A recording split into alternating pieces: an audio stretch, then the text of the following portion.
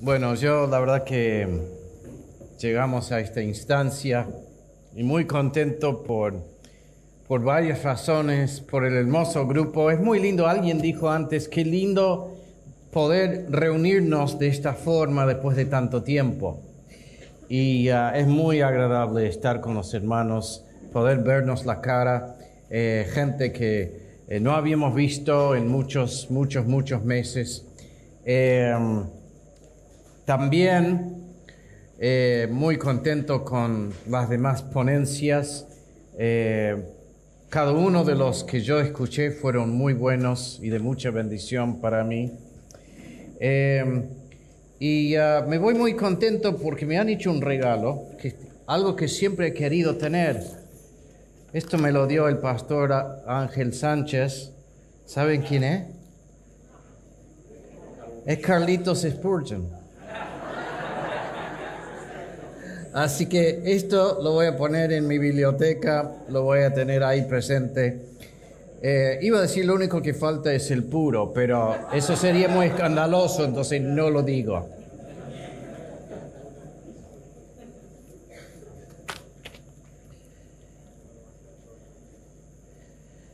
Salmo 96, versículo 9. Adorad a Jehová en la hermosura de la santidad. Temed delante de él toda la tierra. Padre celestial, deja que entendamos quién eres tú y que podamos percibir un poco más de la hermosura de tu carácter, de la belleza de tu ser.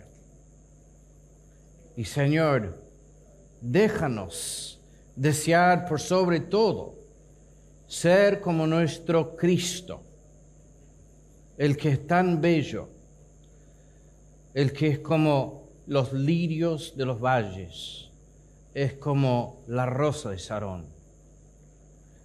Lo amamos y queremos amarlo más. En el nombre del Señor Jesús. Amén. A mí me pidieron que hablara sobre la santidad y su relación con la espiritualidad. Y en realidad es un tema pero tan grande de que empecé a pensar cómo lo podemos reducir a algo manejable. Y el tema que he escogido en realidad también sigue siendo algo inmenso, pero vamos a ver si no podemos dar una exposición breve de la idea. La espiritualidad, ya vamos a ver algunas definiciones de lo que es la espiritualidad, pero lo que yo quiero tocar con esta idea, la idea de la belleza de la santidad, la belleza de la santidad, lo que yo quiero que veamos, tiene que ver con la motivación. Si debemos buscar la santidad, ¿cuál es nuestra motivación?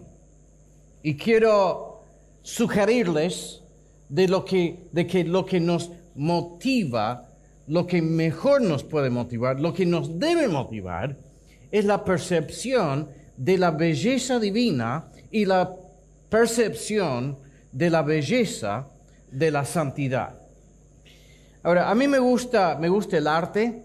Y cuando uno lee la historia del arte, por ejemplo, hay distintos debates sobre la naturaleza de la belleza, qué significa que algo es hermoso. Hay toda una rama de la filosofía que se llama la estética, que tiene que ver con este concepto de cómo definimos, cómo podemos decir esto es bello, esto no es bello. Hay reglas, no hay reglas, hay principios, no hay principios. Y cuando uno se pone a estudiarlo, en realidad hay tantas distintas ideas, distintas escuelas, distintos conceptos, de que se vuelve muy confuso todo. En el siglo XXI, ya entrando al siglo XX, ya en realidad por mucho tiempo, empieza a predominar la idea del relativismo moral, el relativismo en todo. Y entonces hay una frase que todos hemos escuchado y a lo mejor lo hemos dicho, y en cierta manera no es una frase incierta o no verdadera.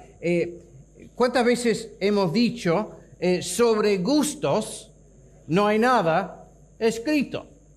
Y hasta cierto punto debemos reconocer que es así. A mí me gusta el color azul y a vos te puede gustar el color rojo. ¿Y cuál es mejor? Es una cuestión muy relativa y es de cada uno. A mí me gusta, no me gusta el arte moderno, sí me gustan algunas cosas de los impresionistas, pero en realidad me gustan más los españoles y ciertos pintores del siglo XIX, Velázquez, que era de antes, pero los que siguen la escuela de Velázquez. Me encanta esa escuela. Y les voy a decir la verdad, de que ya me parece que empezamos a entrar en un campo donde no es tan relativo.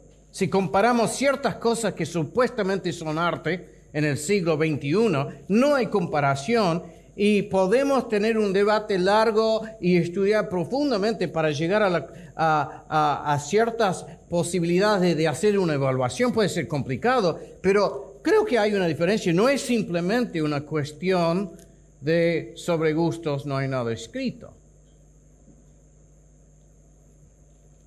Pero nuestro ambiente moderno, contemporáneo, la idea de que es solamente algo en el ojo del que percibe, esa idea es muy, muy, muy común.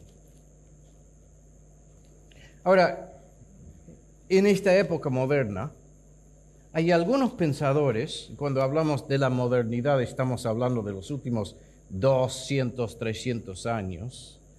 En el siglo XIX, un famoso científico, Henri Poincaré, no sé cómo decirlo exactamente, un francés, famoso matemático, dijo esto. Me parece interesante lo que dice, porque hace una relación que un poco sale de esa idea del relativismo. Relaciona lo bello con otra cosa. Poincaré dice, el científico no estudia la naturaleza por la utilidad que le pueda reportar. La estudia por el gozo que le proporciona. Interesante. El que ama la ciencia no lo hace simplemente pensando, esto es muy útil y puedo hacer una tostadora mejor. Está pensando en algo más allá, hay algo que lo atrae. La estudia por el gozo que le proporciona. Y este gozo se debe, fíjense lo que dice, a la belleza que hay en ella.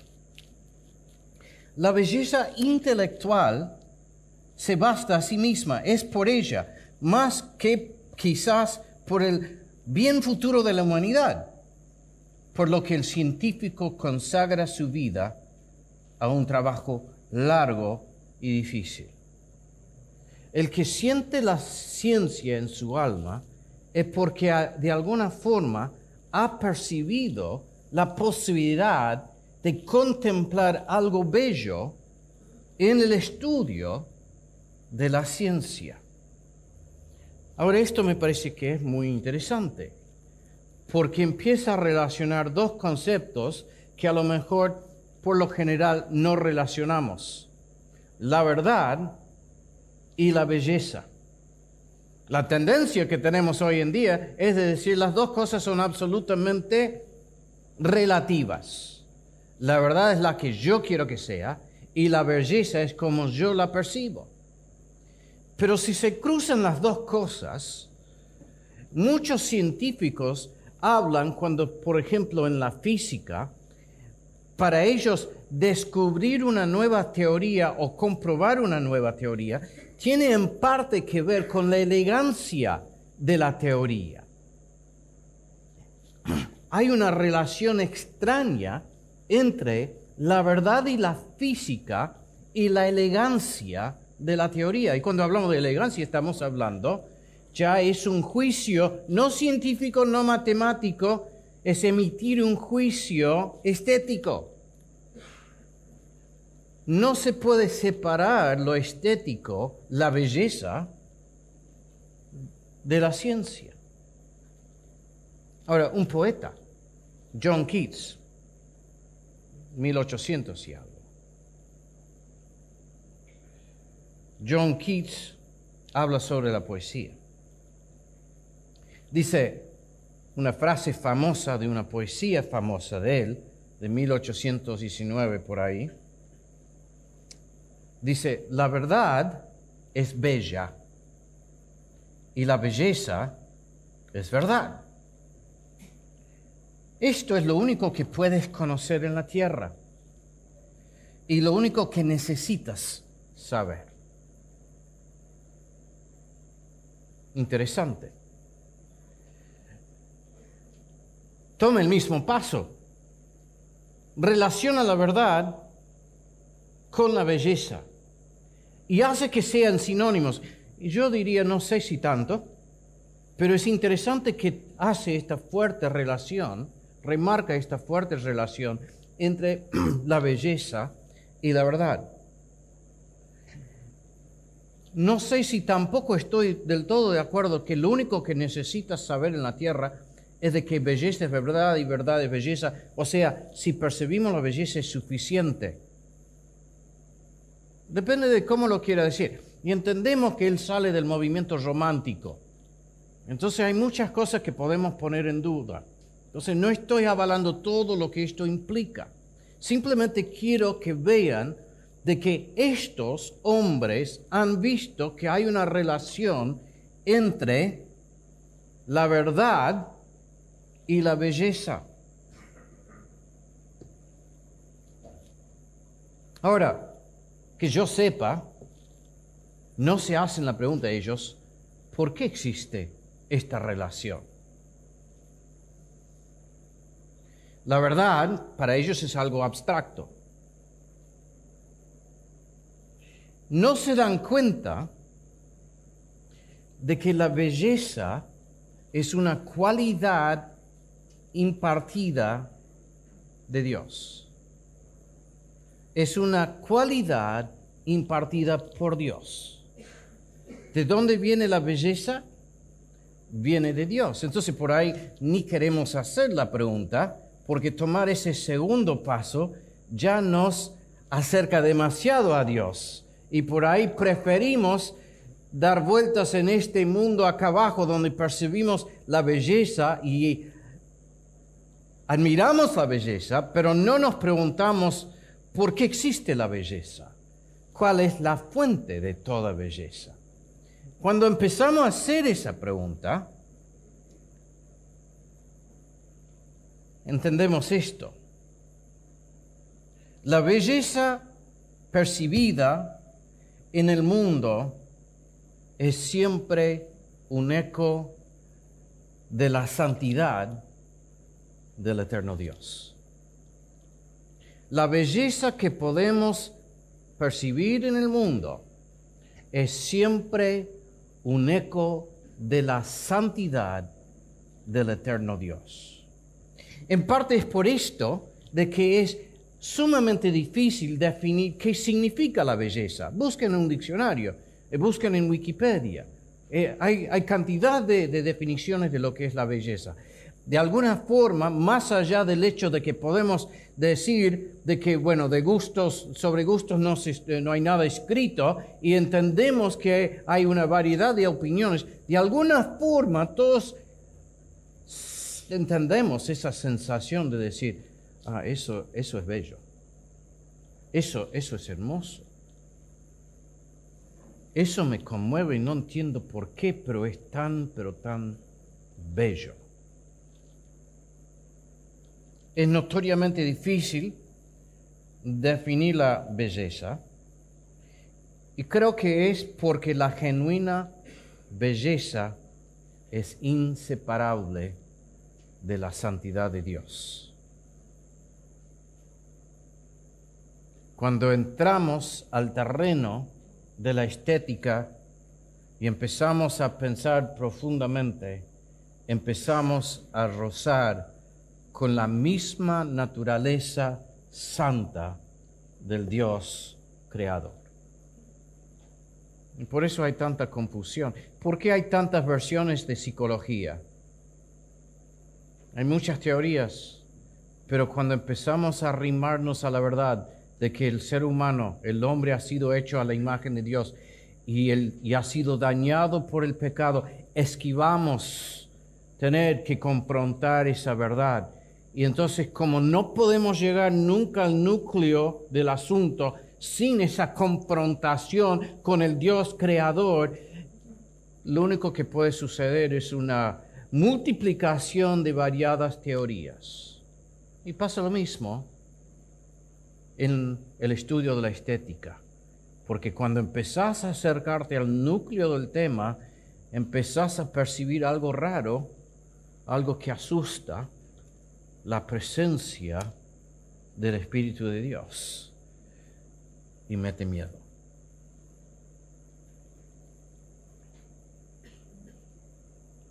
La idea de la belleza de Dios, la idea de la belleza de la santidad, se encuentra en la Biblia.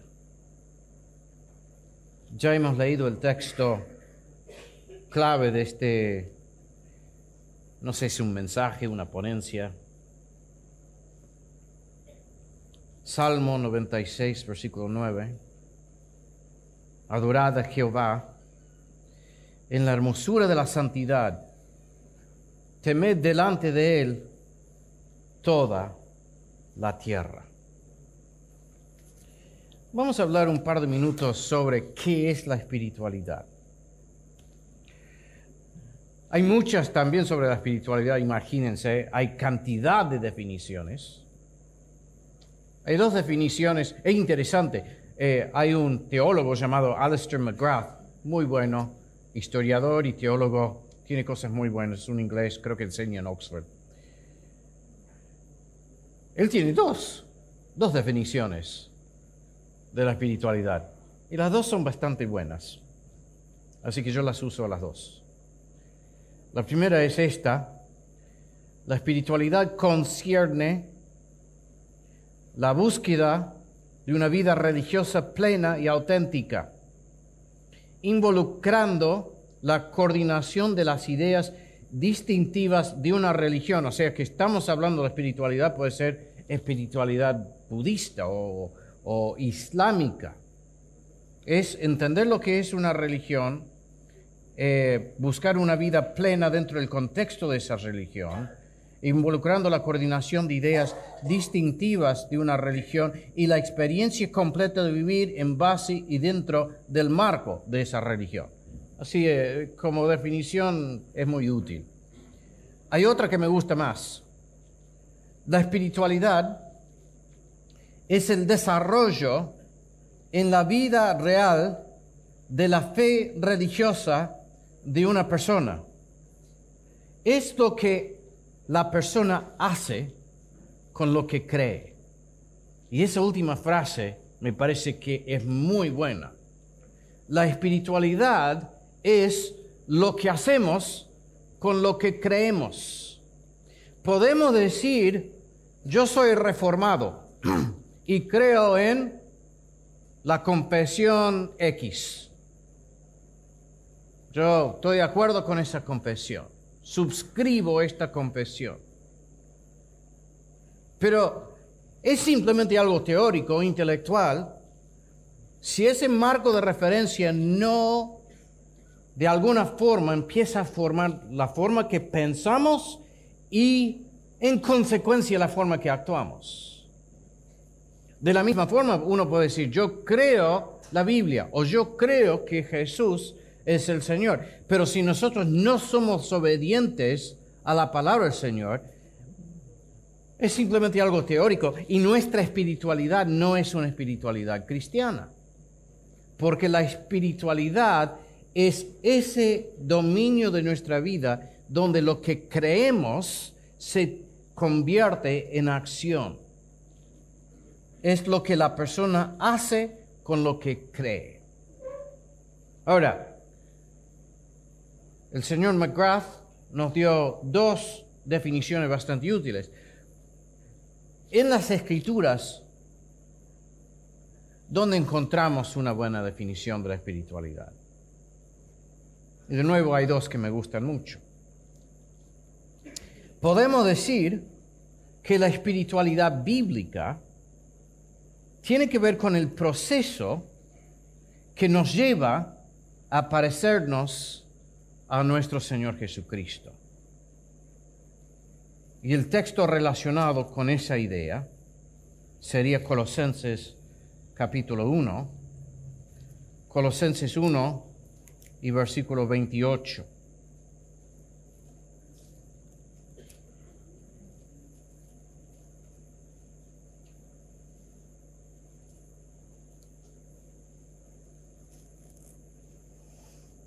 Pablo empieza hablando en el 24, dice: ahora me gozo en lo que padezco por vosotros y cumplo en mi carne lo que falta de las aflicciones de Cristo por su cuerpo, que es la iglesia, de la cual fui hecho ministro según la administración de Dios, que me fue dada para con vosotros, para que anuncie cumplidamente la palabra de Dios, el misterio que había estado oculto desde los siglos y edades, pero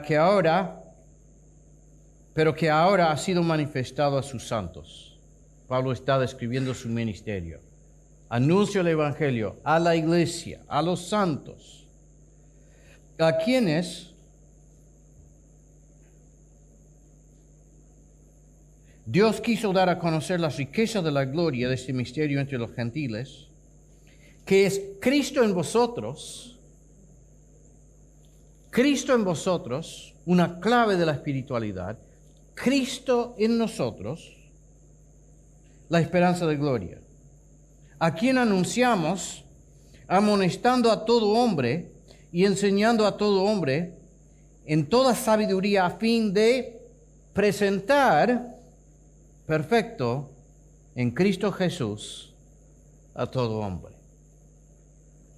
En esos dos versículos, 27 y 28, tenemos un buen compendio de lo que es la espiritualidad.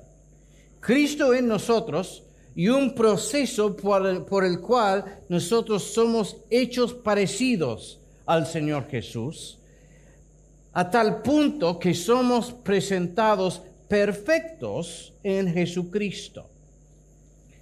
La imagen de Cristo reproducida en nosotros. Y cuando habla de la perfección, está hablando de un nivel de madurez que por ahora no alcanzamos el nivel de la perfección absoluta, pero sí en el día que nosotros lo vemos al Señor Jesús. Cristo en nosotros y un proceso que nos va cambiando para que seamos cada vez más parecidos a aquel que admiramos. Pablo habla de esto en Corintios también, ¿no? De que en la medida que vemos la gloria de Dios reflejada en el rostro del Señor Jesús, somos cambiados de gloria en gloria. Esa vida es la vida espiritual. Entonces, 1 Corintios, Colosenses capítulo 1, versículos 27 y 28 en particular, podemos tomarla como una primera definición de lo que es la espiritualidad. La segunda tiene que ver de forma más puntual con la santidad. Entendemos que si somos cada vez más parecidos al Señor Jesús, estamos hablando de un proceso de crecer en santidad. Pero en Hebreos capítulo 12, versículo 14,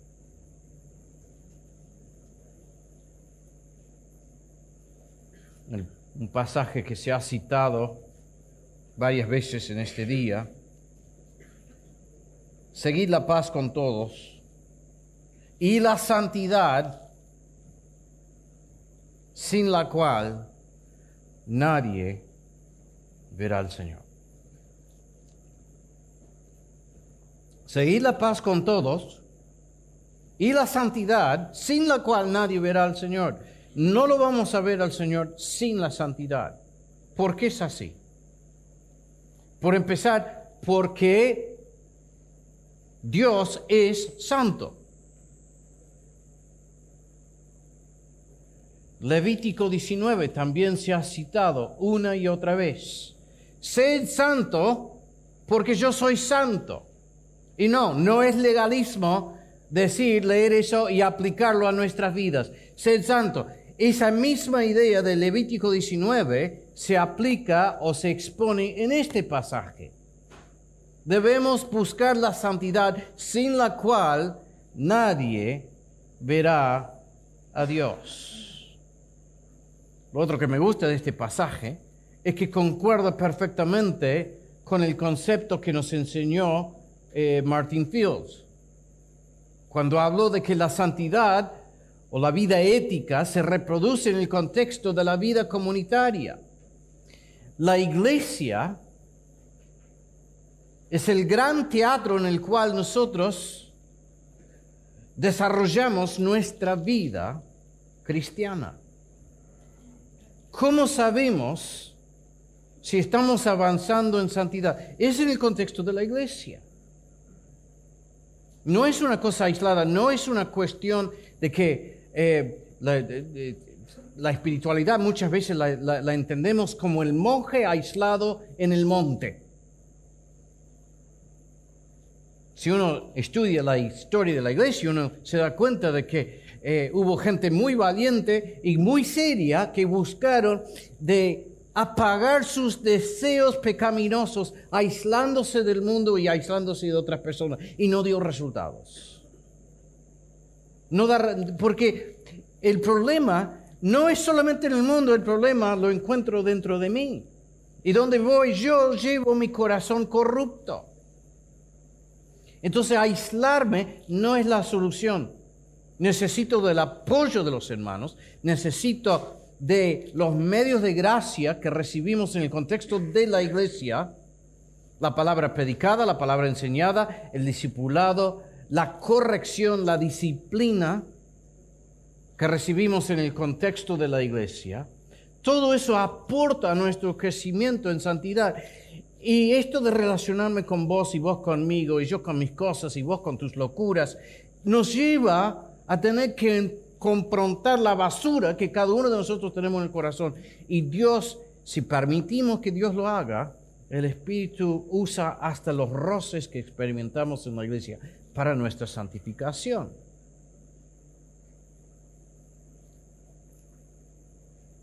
Por eso dice, seguid la paz con todos. La santificación no es una cosa aislada de las relaciones.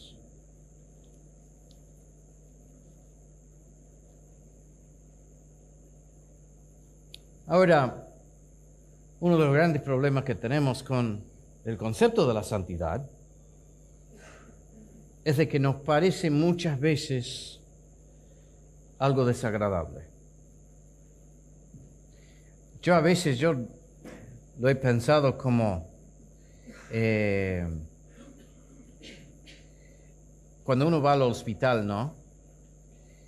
Y se siente el olor a alcohol y a productos de limpieza, y uno sabe de que todo es muy limpio, pero de agradable no tiene nada. Y a veces creo que esa es nuestra reacción frente al concepto de la santidad. Decimos, no hay infección, qué bueno, pero no es tan agradable. Tenemos un concepto deficiente de la santidad. A Dios tenemos la tendencia de verlo como una persona malhumorada que nos quiere arruinar la diversión, de que si cumplimos con lo que Dios nos pide, nos va a mandar a un lugar inhóspito para ser misionero y nos van a terminar comiendo los caníbales, qué sé yo. De que eso es lo que Dios quiere para nuestra vida. Entonces mejor no darle tanto lugar porque uno nunca sabe con qué va a salir Dios. No entendemos que Dios es bueno. Es realmente bueno. Esta perspectiva, hay un escritor norteamericano del principio del siglo XX, H.L. Mencken. No era creyente el tipo. Una buena definición del puritanismo. Falsa, pero muy graciosa, por lo menos de mi punto de vista. Mencken define el puritanismo de esta forma: es el terrible temor de que alguien en algún lado lo está pasando bien. Ese es el puritano, que está preocupado, no puede dormir a la noche. ¿Será que mis vecinos lo están pasando? ¿Se estarán divirtiendo?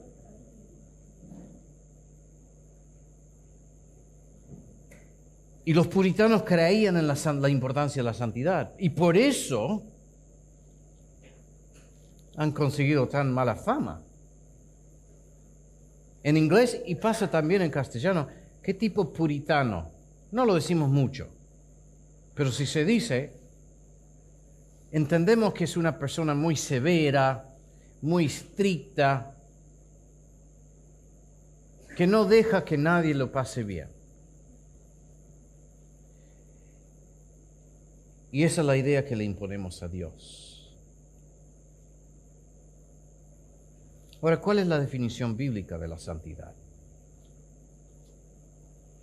Creo que se ha mencionado en hebreo la palabra kodesh, que significa algo separado. Esto del Antiguo Testamento, ¿no? Algo separado, pero para un uso exclusivo, un uso sagrado, un uso especial.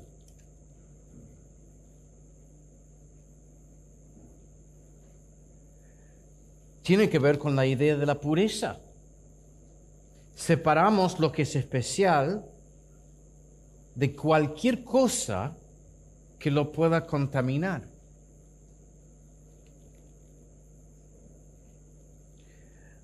Un teólogo del siglo XIX, Rudolf Otto,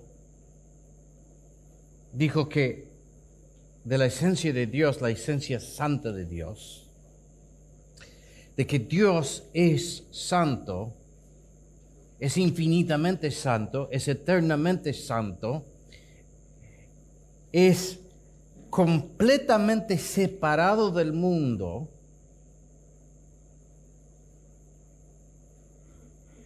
en cuanto a la impureza, intocable,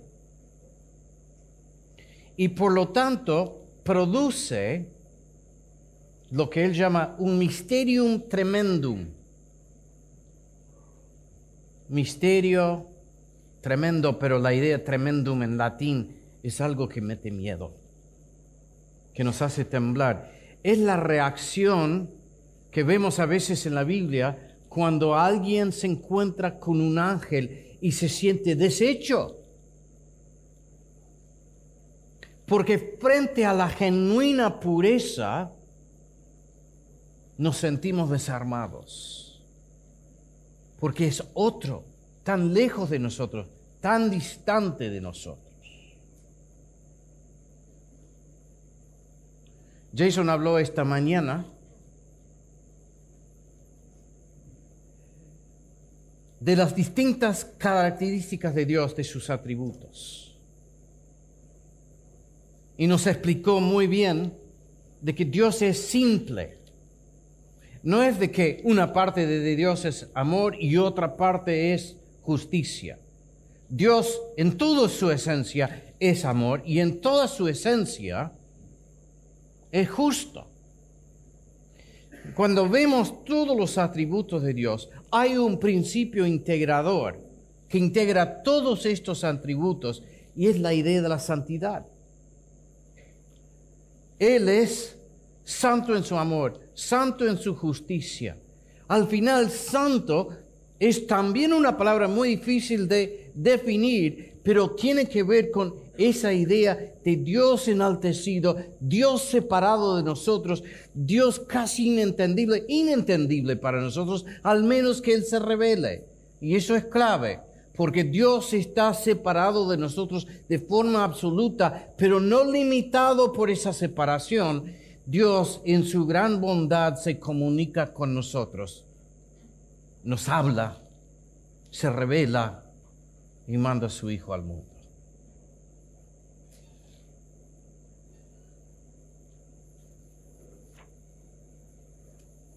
Dios es santo.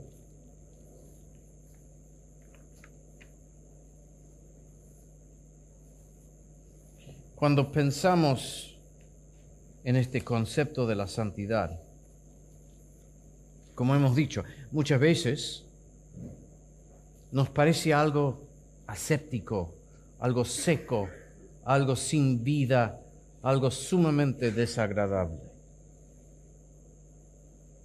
Pero esta idea de algo separado, algo dedicado a un propósito especial, sagrado, si empezamos a pensar un poco, podemos pensar en ejemplos que nos ayudan. Cuando nosotros pensamos, no sé si alguna vez han conocido una monja de clausura. Yo cuando uno a veces ve en alguna película o lee en algún libro, como sienten esta vocación, se sienten llamados a esta vida, y hay una ceremonia, casi como un casamiento, en que ellas pasan a ser monjas de clausura. Y yo sinceramente no puedo no pensar qué desperdicio de una vida. Ahora, yo no sé lo que está pasando en sus corazones, pero sinceramente mi reacción, qué desperdicio de una vida. Y por ahí cuando pensamos en la pureza, pensamos en eso. Eso es la santidad, es la privación, es perder todo lo que anhelamos, todo lo que realmente queremos, todo lo que podría dar gozo en la vida, y es dedicarse a una existencia amarga y oscura y encerrada detrás de puertas enormes de hierro cerradas para siempre. Pero yo creo que esa imagen la tenemos que borrar de la mente. Hay otra imagen que me gusta más. Los que son de esta iglesia saben que me gustan los casamientos. Y me cuesta casar a gente de nuestra iglesia. A veces logro controlarme y a veces no. Me pongo a llorar y es una cosa a veces ridícula, sinceramente. Pero me afecta profundamente estar parado acá y ver entrar la novia. Me conmueve. Pensándolo, me conmueve. ¿Qué quieren que les diga? Hay algo tan hermoso en ese momento. Cuando entra la novia. ¿Vieron que no hay, todas las novias en el día de su casamiento son hermosas? Es así. Por lo menos en esta iglesia. No hemos tenido una novia fea. Todas han sido hermosas. Y eso lo digo con absoluta sinceridad. Porque yo parado acá, lo que debería hacer es pararme al otro lado. Ya se me ocurrió. Tengo una nueva estrategia. Pero me paro acá y veo cómo entra la novia. Y una vez que la veo, ya se me pasa el hartazgo de que llegó 3 horas tarde. Una vez que la vi, ya no importa. Ya no importa. Porque la novia, una novia vestida de blanco, radiante en el día de su boda, es la representación perfecta de la belleza santa, de la santa belleza. Es todo lo que es puro, todo lo que es hermoso, es vida, es esposa, es futura madre. Y sabemos que eso no es simplemente una cuestión de que nosotros, porque somos sentimentales, sentimos eso, sino que en el casamiento, en ese momento, estamos tocando algo muy... Vamos a tomar agua. Algo muy profundo. Estamos tocando algo muy profundo de la misma naturaleza de Dios. Yo cada vez que predico en el casamiento, predico el mismo texto. Se habrán aburrido, ya no sé. Pero Efesios, ese pasaje que habla de Jesucristo que entrega su vida por la novia, con el fin de presentarla perfecta, sin mancha.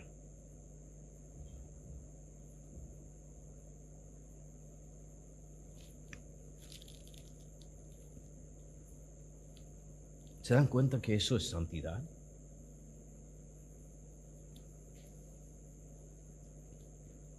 Es una cosa excelsa.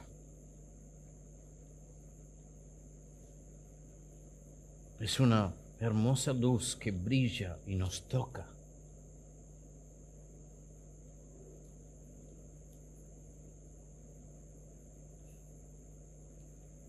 Separado y consagrado para un propósito especial. Entonces, hablando de definiciones, hablando de entender lo que es la espiritualidad, podemos entender la espiritualidad justamente como la contemplación de la belleza de la santidad. La espiritualidad la podemos entender como la contemplación de la divina belleza de Dios.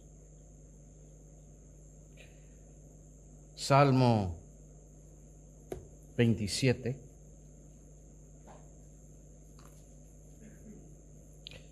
Salmo 27, 4.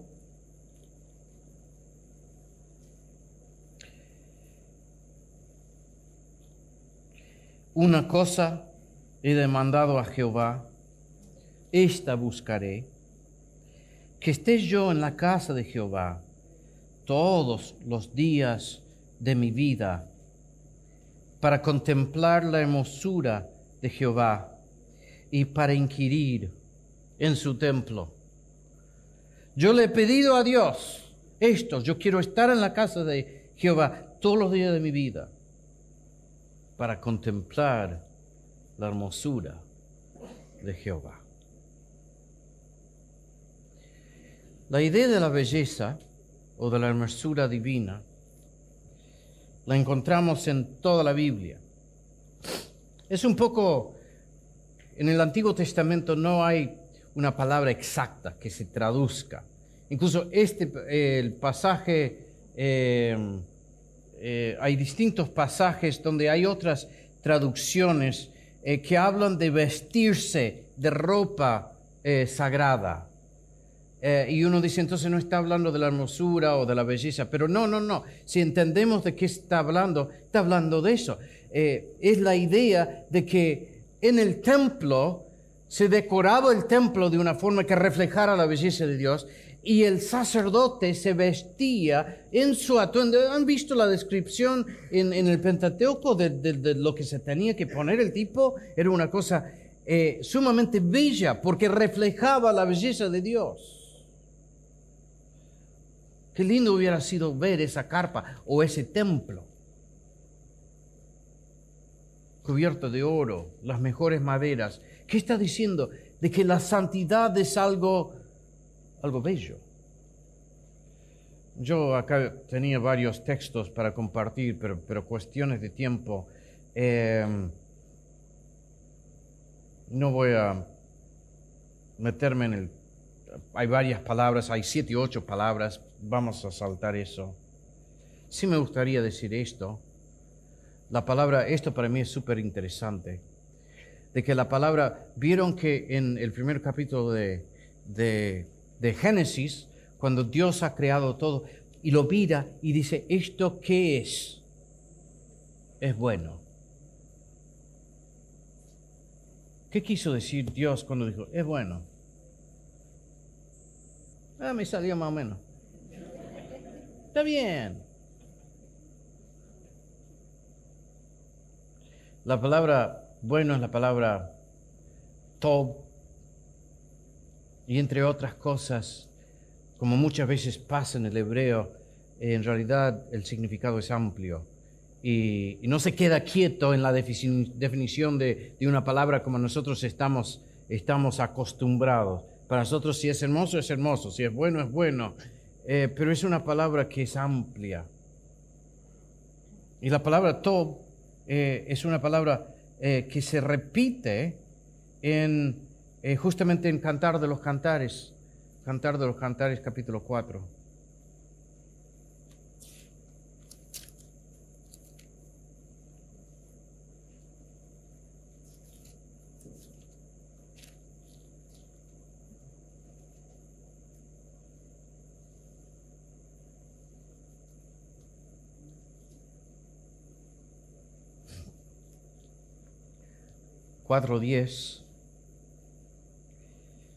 Cuán hermosos son tus amores, hermana, esposa mía.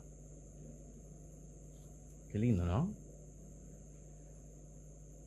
Dios ve su creación y dice, esto es bueno, esto es hermoso.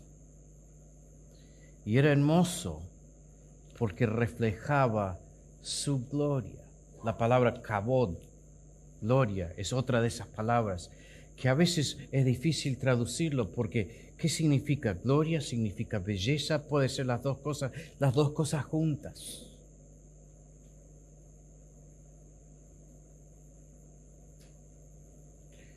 También no voy a hacerlo mucho, pero ya mencionamos la idea en Cantar de los Cantares, la idea de la rosa de Sharon, del lirio de los valles, los puritanos que amaban a Jesús y también admiraban la belleza, aplicaban esos términos al Señor Jesús, porque entendían que Jesús era bello. Los puritanos tenían un modelo del alma del ser humano, un modelo tripartito. No espíritu, cuerpo, no estamos hablando de eso, sino de la parte interior del hombre, donde entendían de que el hombre tiene su entendimiento, su voluntad y los afectos. Y el pecado ha dañado nuestro entendimiento, ha dañado nuestra voluntad, no entendemos las cosas de Dios, no queremos hacer las cosas de Dios, y ha dañado nuestros afectos, no deseamos las cosas de Dios. Y los puritanos entendían de que si íbamos a crecer en santidad, no era simplemente una cuestión de mejorar nuestro entendimiento, de aprender versículos de memoria, de aprender teología, es importante eso. Pero no es solamente una cuestión que pasa por lo que sabemos o lo que entendemos. Tampoco es simplemente una cuestión de la voluntad. Entiendo que no debo hacer esto, entonces por la fuerza de mi voluntad me resisto al pecado. ¿Cuántos han intentado eso y no les ha ido bien? Entendieron de que había la necesidad de una profunda transformación de nuestros afectos. El Espíritu Santo de Dios debe cambiar lo que deseamos. Debemos desear otra cosa. Deben cambiar nuestros gustos. Debemos empezar a entender de que antes lo que nos parecía brillante y glorioso y tan atractivo es muerte y es putrefacto y es como una mujer llena de lepra que se le cae la piel y ya no atrae.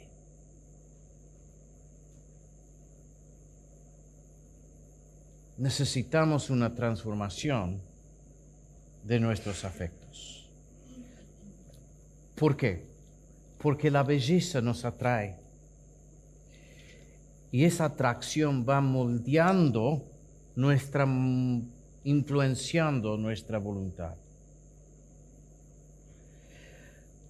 Entonces hace falta una profunda modificación de nuestra perspectiva. Cierro con esto. Siempre me ha interesado la teología de Jonathan Edwards. Y Jonathan Edwards, muchos dicen de Edwards de que Edwards tenía una teología estética.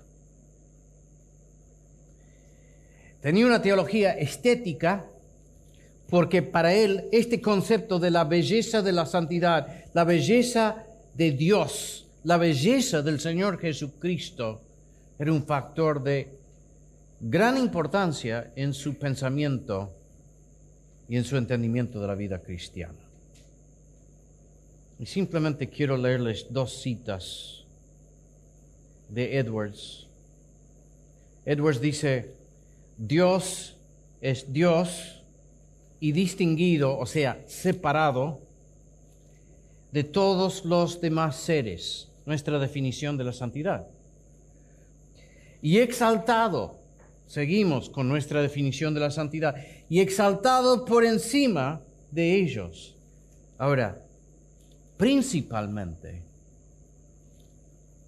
por su divina belleza. Otra cita. La santidad es algo extraordinariamente bella y agradable. Los hombres tienden a concebir ideas extrañas de la belleza a partir de su niñez, como si fuera algo melancólico, amargo. Está hablando de la, yo creo que he traducido mal, de la santidad, debes decir ahí. Concibe ideas extrañas de la santidad a partir de su niñez, como si fuera algo melancólico, amargo y desagradable. Pero en ella no hay nada que no sea de una hermosura, hablando de la santidad, dulzura y encanto. ¿Cómo Jonathan Edwards había llegado a entender la santidad? No como algo melancólico, amargo y desagradable, sino como algo hermoso, dulce y encantador. Es la belleza más excelsa, vastamente por encima de cualquier otra belleza. Es una hermosura divina. Salmo 96, 9. Adorad a Jehová en la hermosura de la santidad. Temed delante de él toda la tierra. Que el Señor nos permita morar en su casa para que eternamente podamos contemplar la belleza de Jehová.